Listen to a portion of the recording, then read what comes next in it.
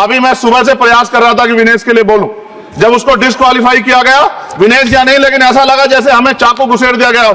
मेरे आज भी याद है उस प्रोटेस्ट में मैंने रातें काटी हैं और 4-4 गोली खाई मैंने। ये देश की अस्मिता से जुड़ा मामला था, पर हमने, हमारी मांग ये थी कि सरकार स्टैंड क्लियर कर दे, तब भी सुनवाई नहीं की गई। जब मंत्री बोलने आए तो हमने उनसे कहा कि हमें कुछ इंफॉर्मेशन चाहिए, उस पर बात नहीं हुई। सवाल ये है सर, एक गोल्ड हमारे लिए आ रहा था और जब ये गोल्ड आता देश गौरवान्वित होता, और क्या व्यवस्था थी सर कि उसका वेट बढ़ गया, पता ही नहीं लगा सिस्टम के लोगों को। क्या बेवकूफी की गई है, ये सोचने का विषय है सर। ये बहुत महत्वपूर्ण, देश की बेटी का मामला है। ये हरियाणा की बेटी नहीं है सर, वो एक जात की बेटी नहीं है, वो हमारी बहन है, देश की बेटी है। और आपने क्या किया हरियाणा के साथ?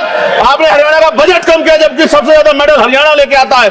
ये गलत है सर, ये धोखा है। हमें इस बात की तकलीफ है कि विनेश जो है देश का नाम गौरवान्वित करती, इस देश का नाम बढ़ाती, लेकिन आज जो है अपमान का सामना करना पड़ रहा है। जब हमारे हितों की बात होगी हम जो है समझौता कर सकते हैं, लेकिन जब देश के हितों की बात होगी, बाबा साहब अम्बेडकर ने कहा था हम प्रथम और अंत्य भारतीय हैं। जब देश हितों की बात होगी, महिला हितों की बात होगी, महिला सम्मान की बात होगी, हर हम कीमत चुका देंगे। सरकार के मंत्री ने क्या कहा कि हमने इतने पैसे दिए, एहसान किया क्या?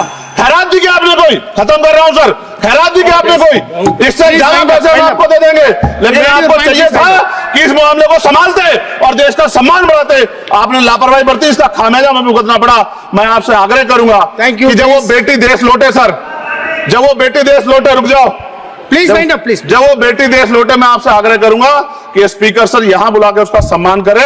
हम सब लोग, वो देश की बेटी है सर, देश के लिए गोल्डन गर्ल है वो, उसका सम्मान यहां किया जाए सर, हमें चाहते हैं। बहुत बहुत धन्यवाद।